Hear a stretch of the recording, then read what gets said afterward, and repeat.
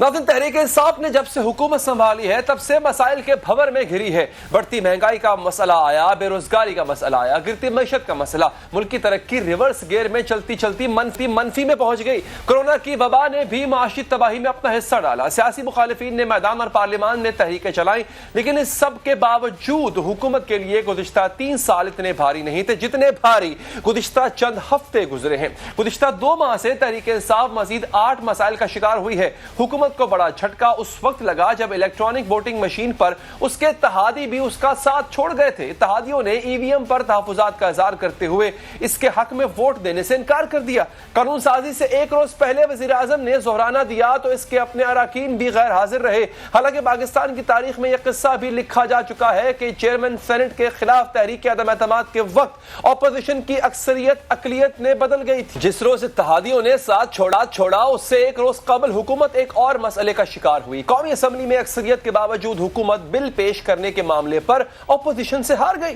Bill पेश करने पर वोटिंग हुई तो हुकूमत को 104 वोट पड़े, अपोजिशन को 117। प्राइवेट मेंबर बिल जो कि हुकूमती बेंचेस से था वो भी डिफीट हुआ है। अब इस बात का ये सबूत है कि अब एक इस्तीफा नहीं, इमरान साहब के 2 इस्तीफे आने चाहिए आज रात। अगर उनमें कोई शर्म है जो है नहीं, अगर उनमें किसी किस्म की कोई इखलाकी जरूरत है जो है नहीं, तो इस्तीफा ही बेहतर है। हुकूमत को सियासी मसाइल के साथ अदालती मसाइल का सामना भी करना पड़ा। सानहे APS पर सुप्रीम कोर्ट ने वजीर आजम को कटहरे में बुला लिया। जिम्मेदारों के खिलाफ कार्रवाई न होने पर सुप्रीम कोर्ट ने वजीर आजम से सख्त सवालात किए। वजीर आजम से कहा गया कि 4 हफ्तों के अंदर अपने दस्तखत के साथ रिपोर्ट दें। नामजद शख्सियात अगर कोताही की मुर्तकिब हैं तो उनके खिलाफ कार्रवाई की जाए। खान साहब साबिक आर्मी चीफ DG ISI के खिलाफ मुकदमा दर्ज करने के लिए इक़दाम उठाएंगे आप? नवाज शरीफ को बुलाना, नवाज शरीफ को वज़ीर दाखिला चौधरी निसार अली खान के खिलाफ मुकदमा दर्ज कराएंगे। इससे कबल सितंबर में हुकूमत उस वक्त मसले का शिकार हुई जब इसके वुज़रा ने इलेक्शन कमीशन ऑफ पाकिस्तान के सरबराह पर बगैर सबूत इल्जामात लगाए। चीफ इलेक्शन कमिश्नर को सियासी कारकुन कहा गया, अपोजिशन का तर्जुमान कहा गया, उनकी सियासी वाबस्तगी पर सवाल उठाए गए। ये तक कहा गया कि इलेक्शन कमीशन जैसे इदारों को आग लगा दी जाए। इलेक्शन कमीशन ने इल्जाम लगाने वाले वुज़रा को बुलाकर उन इल्जामात के सबूत मांग लिए। अब इल्जाम लगाने वाले वुज़रा इलेक्शन कमीशन के सामने पेश हो रहे हैं और साथ ही इलेक्शन कमीशन के नोटिस को ज्यादती पर मबनी करार दे रहे हैं। इलेक्शन कमिश्नर जो है वो एक माउथ पीस बन गए हैं अपोजिशन का। वो एक करीबी राब्ते में रहे हैं नवाज शरीफ साहब वगैरह से। इलेक्शन कमीशन मुकम्मल तौर पर अपोजिशन के साथ मिलकर फरीक की हैसियत से जो है सामने आ गए हैं। जिस तरह से आजम सवाती साहब के ऊपर और मेरे ऊपर जिस किस्म का show cause notice election commission ने दिया है वो ज्यादती पर मबनी है और हम समझते हैं उसको फौरन विड्रॉ करना चाहिए। एक जानिब बेबुनियाद इल्जामात पर वुज़रा से जवाब तलबी की जा रही है और साथ ही इलेक्शन कमीशन ने डस्का इलेक्शन में हुकूमती धांधली की रिपोर्ट भी जारी कर दी। इस रिपोर्ट के मुताबिक डस्का इंतखाबात में धांधली के लिए हुकूमती मशीनरी इस्तेमाल हुई।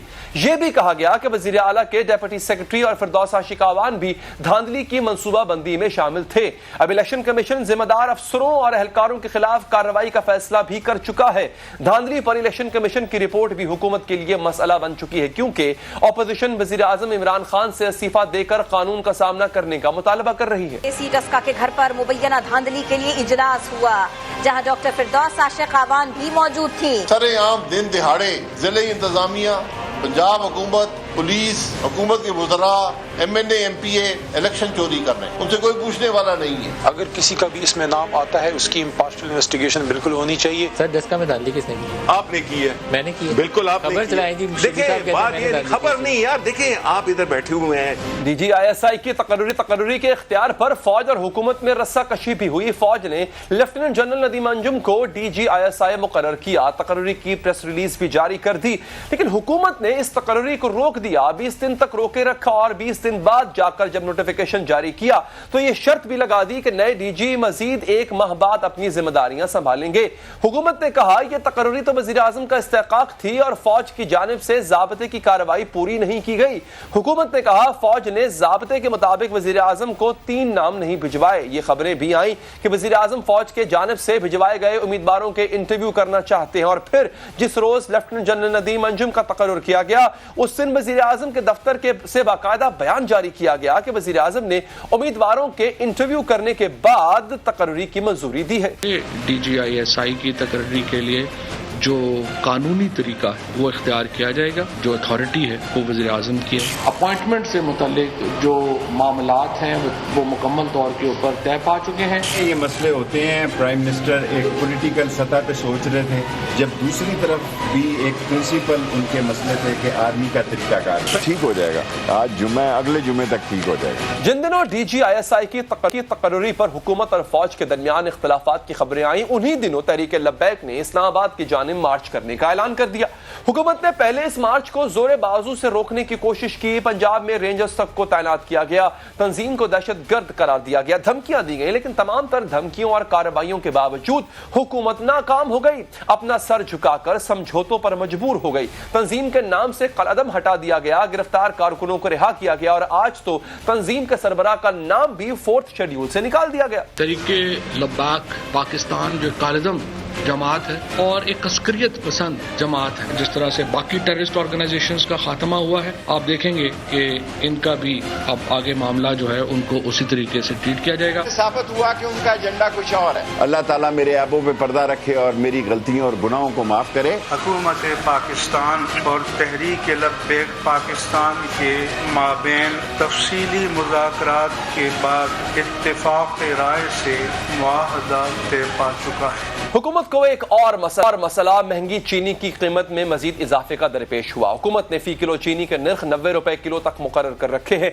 कहीं कहीं ये 110 रुपए किलो भी मिलती है, लेकिन फिर अचानक चीनी मजीद महंगी होते होते 140 और 160 रुपए तक जा पहुंची और हुकूमत ने इसका जिम्मेदार सिंध हुकूमत को करार दे दिया। चीनी एकदम 140 रुपए, जो पाकिस्तान की चीनी है, 140 रुपए पे पहुंच गई। मैंने पता चला है क्या हुआ, पता चला कि 3 शुगर मिल सिंध के अंदर जो चल रही थी उनको बंद कर दिया। तो पता चला कि उसकी वजह से यहाँ की जो शुगर मिल्स थी इन्होंने जखीरा अंदोजी करनी शुरू कर दी। सूबाई हुकूमत उनको इतला देगी कि आपने इस वक्त तक अपनी शुगर मिल्स को चलाना है, वरना आपके ऊपर FIR भी कटेगी और वरना 50 लाख रुपया यौमिया आपको जुर्माना होएगा।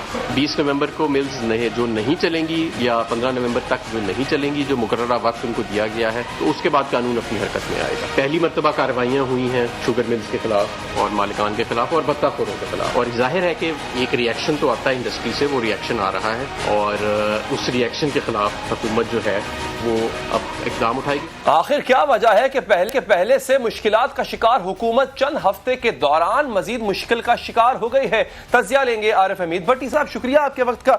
सर, क्या है कि ये मसले अचानक उठ गए हैं? मतलब कुछ मसले तो ऐसे हैं जो खुद के क्रिएट किए हुए हैं, तो ये हुकूमत के लिए इतनी मुश्किलात आखिर अचानक से खड़ी कैसे होगी सर? बिस्मिल्लाहिर्रहमानिर्रहीम। अली, आप खुद समझदार हैं, कभी कभार बच्चे को बड़ा हो जाना चाहिए। कब तक आपको कोई उंगली पकड़ के चलाता रहेगा? हमारी जर्नलिज्म में कुछ लोगों के बारे में मुहावरा है कि फलां बंदे को सिफारिश पे नौकरी मिलती है और मेरिट पे हमेशा ये निकल जाता है। आपको हुकूमत मिल गई, इससे पहले भी इत्तेहादी भी नाराज थे, वजीर आज़म ने उनके साथ किए हुए मुआहदे भी पूरे नहीं किए, 100% मुआहदे पूरे नहीं किए, वो एहतजाज भी करते थे, लेकिन कोई ताकत उन्हें रोक देती थी, नैब कोई ऐसे केस। अब इनफैक्ट चंद अरसे से जिस बैसाखियों पर इमरान खान साहब खड़े थे, आपको याद होगा कि चेयरमैन सेनेट के खिलाफ अदम एतमाद आया तो 66 या 62 लोग थे रह गए। अब वो सपोर्ट पीछे हटी। वजीर आज़म को जब अपना खुद वजन हुकूमत को उठाना पड़ा तो इन्हें पता चला कि बाजार में क्या भाव हुआ है, वो ताकत इन्हें नहीं रही।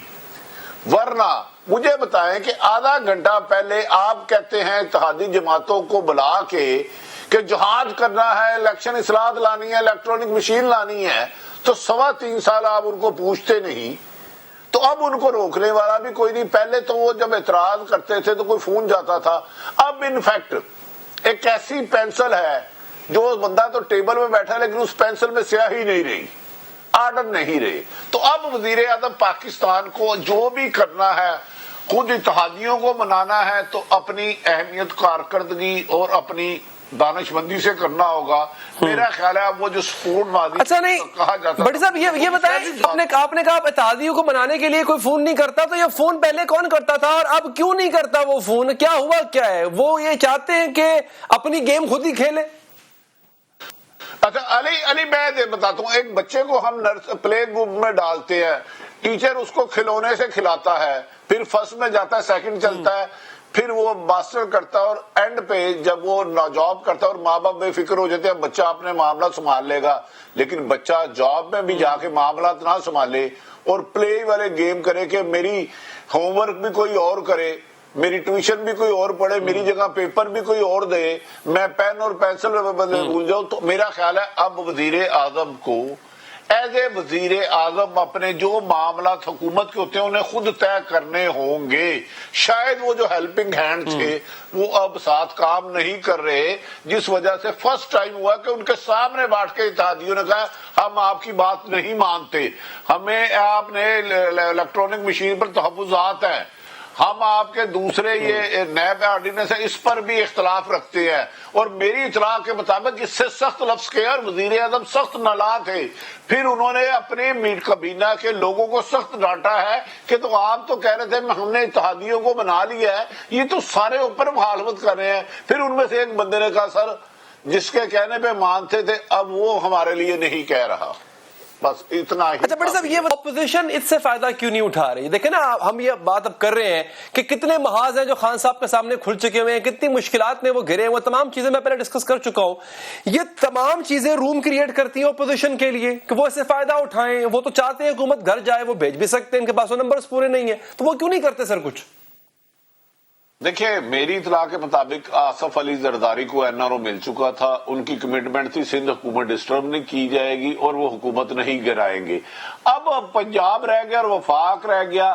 پیپلز پارٹی کھل کے آنا نہیں چاہ رہی، وہ جا رہی ہے کہ اگر الیکشن ہوئے بھی تو پنجاب میں انہیں ایج نہیں ملے گا، میکسیمم سندھ میں آئے گی. دوسری شہباز شریف اور مریم کے اختلافات اتنی شدت بڑھ چکے ہیں کہ مریم کسی بھی قیمت پر نہیں چاہتی کہ وہ نااہل ہے. اگر وہ تبدیلی آتی ہے تو اس کا بینیفیشری شہباز شریف اور حمزہ شہباز ہوں پنجاب میں اور وفاق میں. تو لہذا وہ چاہتے ہیں کہ 2023 میں ایک بہت بڑی تبدیلی ہونی ہے جن میں انہیں شاید نااہلی ان کی ختم کر دی جائے جیسے افتخار چودھری صاحب نے کی تھی. تو وہ چاہ رہے ہیں کہ عمران خان اور ناکام ہو اور لوگوں متنفر ہو، مہنگائی اتنی بڑھے کہ عمران خان اپنے ہاتھوں جائے ہم اس 1.5 سال میں انہیں گھر کیوں بھیجے. بات چیت چل رہی ہے، لیکن میری اطلاع ہے شہباز شریف نے ایک شرط رکھی ہے پچھلے ہفتے کی میٹنگ میں، ٹھیک ہے اگر آپ فل فلیج الیکشن کرا دیں ضمنی نہیں تو پھر ہم آنے کے لیے تیار ہے اور عدم اعتماد بھی لانے کے لیے تیار ہے، لیکن وہ طاقتور حلقوں سے. اچھا سر یہ بتائیں خان صاحب اب کریں گے کیا؟ خان صاحب اپنے معاملات آپ کو لگتا ہے وہ اسٹیبلشمنٹ سے ٹھیک کر لیں گے، وہاں سے ٹھیک کریں گے جہاں سے ان کو پہلے ہیلپنگ ہینڈ تھا اب نہیں ہے؟ تو آپ کو فیوچر کیا لگ رہا ہے؟ خان صاحب کیا سوچ رہے ہوں گے؟ کیا اپنے پلان آف ایکشن میں وہ معاملات کو بہتر کرنا اس کو شامل کریں گے؟ دیکھیں مجھے لگتا ہے آپ کے پاس بھی کوئی وہ پتہ کرنے کا جادو علم ہے. عمران خان صاحب کل رات بہت زیادہ پریشان تھے اور بات پہ سیکھوا ہو رہے تھے کہ آپ لوگوں نے مجھے مروا دیا، میری کریڈیبلٹی چلے گئی. میں تو یہ دعویٰ کر رہا تھا میں الیکشن ریفارمز لاؤں گا. وہ سخت نالاں ہے. مجھے لگتا ہے اس غصے میں، اس جذباتی پنے میں وہ بالکل بہت زیادہ غصے میں کوئی بڑا غلط فیصلہ نہ کر لے جو ان کی لیے بہت زیادہ مشکلات کا سبب نہ بنے، جس کی وہ مشاورت کر چکے ہیں بڑے اہم فیصلے کی. وہ سمجھتے ہیں جو کل ان کے ساتھ ہوا ہے اس کی وجوہات ماضی میں ہونے والا ایک تبادلے کی وجہ ہے. بس اس سے زیادہ میں نہیں کہہ سکوں گا. اچھا تو یہ جو آپ بات بتا رہے ہیں سر اس کا مطلب ہے خان صاحب کو جگہ ڈھونڈ رہے ہیں ٹکر مارنے کے لیے تاکہ وہاں سے شہادت ملے، مطلب ایسا کچھ ہے؟ نہیں، عمران خان کرنا چاہتے تھے تو جس بندے کو انہوں نے آفر کی نا میں آپ کو یہ ذمہ داری دے رہا ہوں، انہوں نے ریفیوز کر دیا. میں ذمہ داری سے کہہ رہا ہوں اور عمران خان کے بہت سارے ساتھیوں نے کہا خدا کے واسطے یہ غلطی نہ کرنا، اب یہ 99 نہیں رہا، یہ غلطی نہ کرنا. وہ کرنا چاہتے ہیں جس کی طرف آپ اشارہ کر رہے ہیں، لیکن ان کے ساتھیوں نے اور دوسری طرف سے آپ کو پتا ہے ادارے ہمارے انڈیپینڈنٹ ہیں، کچھ ڈسپلن ادارے ہیں، وہ کمپرومائز نہیں کرتے. یہ تو غلطی کرنا چاہ رہے ہیں، دعا کریں کہ غلطی نہ کریں. اگر یہ غلطی کریں گے تو اس کا ری ایکشن میکسیمم 1 گھنٹے میں آ جائے گا. ٹھیک ہے، بہت بہت شکریہ آپ کا بٹی صاحب، آپ نے وقت دیا. یہاں پر ایک وقفہ لیں گے، وقفے کے بعد پوچھیں گے احسن بھون صاحب سے کہ اب وہ یہ بڑے بڑے قانون ہیں، یعنی جس میں نیب کا قانون ہے یا وزیر اعظم صاحب، سابق وزیر اعظم نواز شریف کی نااہلی کا قانون ہے، کیا واقعی تبدیل کرنے کی کوشش کی جائے گی؟ وقفے کے بعد. ناظرین، پاکستان کی سیاست ڈرامائی رخ اختیار کر رہی ہے. کل تک جو معطوب تھے انہیں محبوب بنانے کا سلسلہ شروع ہوتا نظر آتا ہے. کیا نواز شریف اور جہانگیر ترین کے سیاسی راستے میں کھڑی تاحیات نااہلی کی دیوار گرنے لگی ہے؟ سپریم کورٹ بار ایسوسی ایشن کے نو منتخب صدر احسن بھون کے بیان نے بہت سی چہم گوئیوں کو جنم دیا ہے. انہوں نے کسی سیاستدان کی تاحیات نااہلی کو غیر قانونی قرار دیا ہے. آئین کا وہ آرٹیکل جو کسی سیاستدان کو عمر بھر کے لیے نااہل قرار دیتا ہے. احسن بھون نے اسی آرٹیکل کی تشریح کے لیے سپریم کورٹ جانے کا اعلان کر دیا ہے. احسن بھون کا کہنا ہے کہ اللہ کے پاس بھی توبہ کا دروازہ ہے، خدائی اختیار تو کسی کے پاس بھی نہیں ہے. تاحیات نااہلی کے فیصلوں پر آرٹیکل 62(1)(f) کی تشریح کی جائے. انہوں نے یہ بھی کہا کہ نیب آرڈیننس کو بھی عدالت میں چیلنج کیا جائے گا. اس اعلان سے پہلے احسن بھون نے چیف جسٹس گلزار احمد سے ملاقات بھی کی تھی، لیکن سوال یہ ہے کہ آرٹیکل 62 کے تحت نااہلی کی مدت کا تعین سپریم کورٹ پہلے ہی کر چکی ہے، تو کیا سپریم کورٹ کو اسی آرٹیکل کی تشریح کے لیے پھر سے کہا جا سکتا ہے؟ آئین کا آرٹیکل 62(1)(f) کاراکین پارلیمنٹ کے لیے لازمی قرار دیتا ہے کہ وہ سچے اور امانت دار ہوں. اگر ثابت ہو جائے کہ کسی رکن پارلیمنٹ نے غلط بیانی کی یا امانت میں خیانت کی تو آرٹیکل 62(1)(f) کے تحت وہ نااہل ہو جاتا ہے. سپریم کورٹ نے اپریل 2018 میں فیصلہ سنایا تھا کہ آرٹیکل 62(1)(f) کے تحت نااہل کیے گئے ارکان پارلیمنٹ عمر بھر الیکشن نہیں لڑ سکیں گے. فیصلے میں لکھا گیا تھا کہ عوام کو صادق اور امین قیادت ملنی چاہیے. آرٹیکل 62(1)(f) اس لیے ہے کہ دیانتدار، سچے اور قابل اعتماد افراد عوام کے نمائندے بنے. فیصلہ سنانے والے بینچ کے سربراہ اس وقت کے چیف جسٹس ثاقب نثار نے کہا تھا کہ عوام کا حق ہے کہ ان کے لیڈر اچھے کردار کے ہوں. اس فیصلے سے قبل نون لیگ کے نواز شریف اور تحریک انصاف کے جہانگیر ترین کو آرٹیکل 62(1)(f) کے تحت ہی نااہل کیا گیا تھا، اور سپریم کورٹ کا فیصلہ آنے کے بعد یہ دونوں سیاستدان تا عمر الیکشن لڑنے کے لیے نااہل ہو گئے تھے. لیکن اب سے کچھ عرصہ قبل لیگی قیادت کی جانب سے ایسے بیانات سامنے آئے تھے جن میں کہا گیا تھا کہ نواز شریف کو پھر سے وزیر اعظم بنایا جائے گا. نواز شریف اسی سال آ رہا ہے اور نواز شریف کو یہ چوتھی دفعہ پرائم منسٹر منتخب ہونے دیں گے. جنہوں نے اس کو نااہل کیا، نکالنے والے یہ سمجھ رہے ہیں کہ نواز شریف کے علاوہ اس بمر سے اس پاکستان کو کوئی نکال نہیں سکے گا. اور اب سپریم کورٹ بار ایسوسی ایشن کے صدر نے اسی آرٹیکل کی تشریح کے لیے سپریم کورٹ جانے کا اعلان کیا ہے.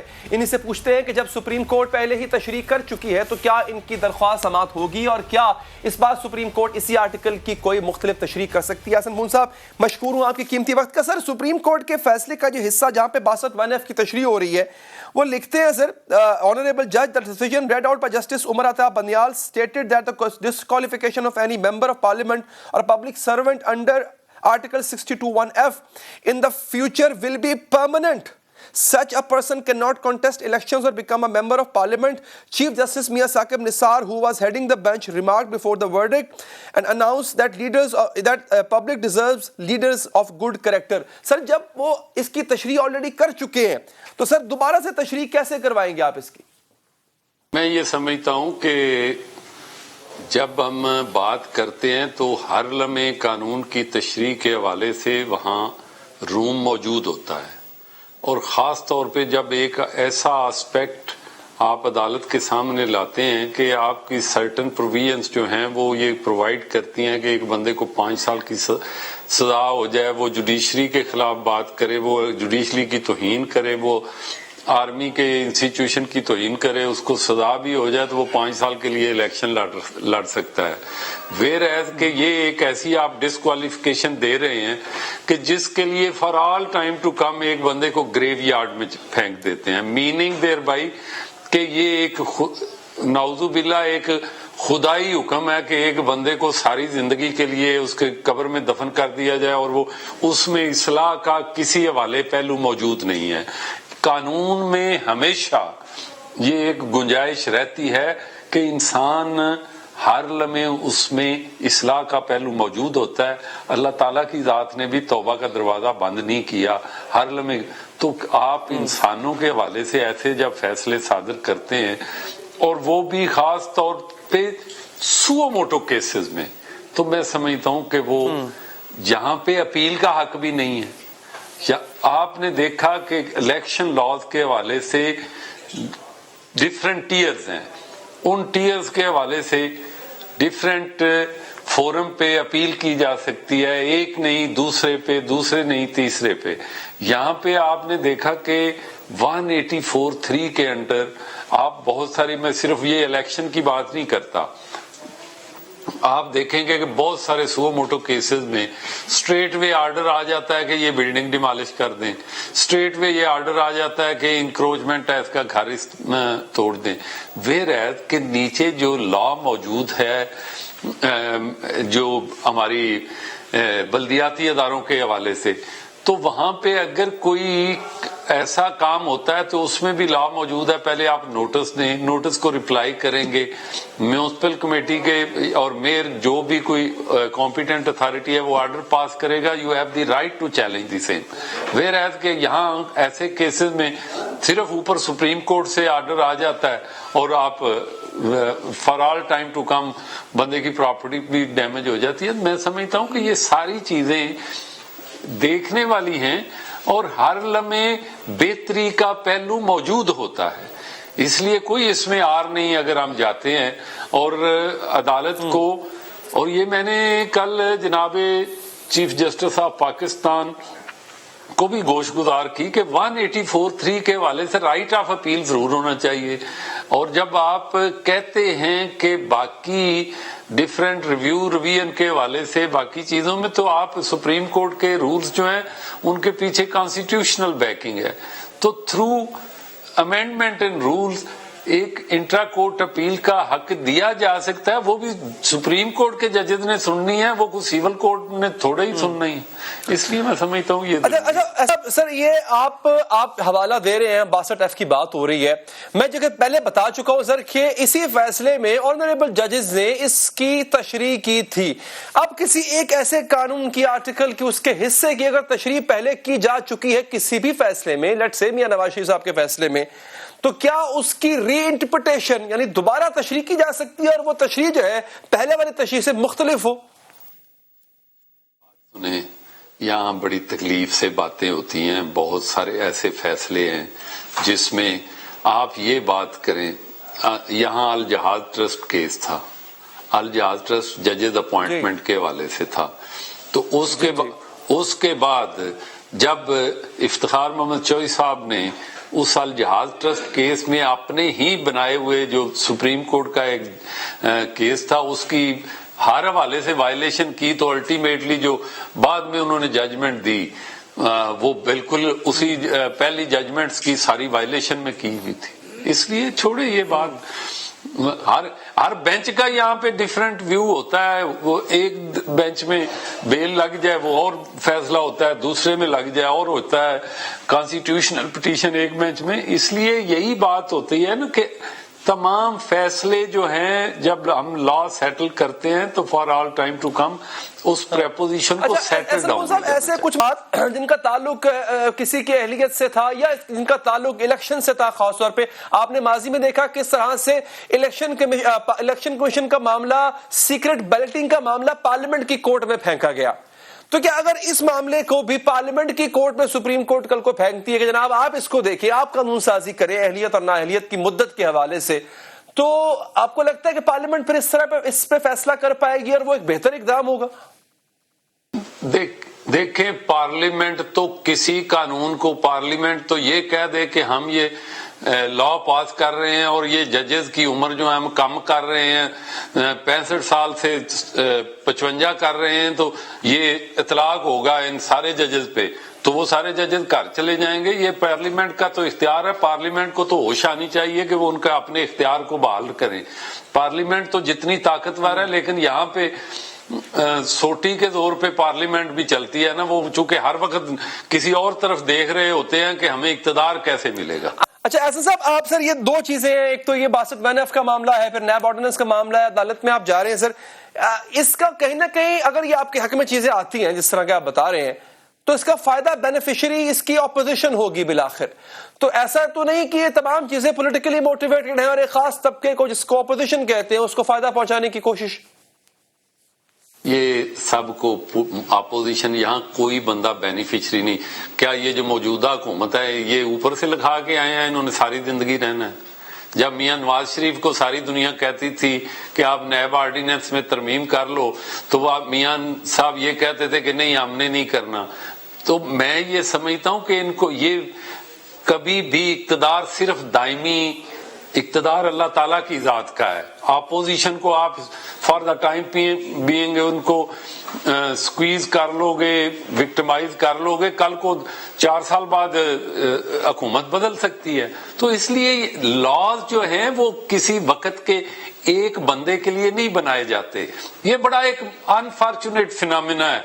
ये जो हम प्रोजेक्ट भी करते हैं, प्रमोट भी करते हैं मीडिया पे, जी ये अपोजिशन को फायदा, ये जो भी कानून होता है वो तमाम सोसाइटी के लिए होता है और तमाम स्टेट के सिटीजन्स के लिए होता है और स्टेट ने उसको अवॉइड बाई करना होता है। इसलिए ये बात छोड़ दिया करें, बल्कि हमें बतौर मीडिया ये प्रमोट करना चाहिए कि कानून हमेशा ऐसे होने चाहिए जो आम इंसानों की बेहतरी और अखलाकियात पे बेस्ड हो और तमाम रियासत के अफराद जो हैं उनके लिए मतवाजी वो इस्तेमाल। शुक्रिया आपका। दिल की धड़कनें बहुत तेज हो चुकी है, मैच फंस गया है इस वक्त। वक्फा लेते हैं, वक्फे के बाद मैच पे बात करेंगे।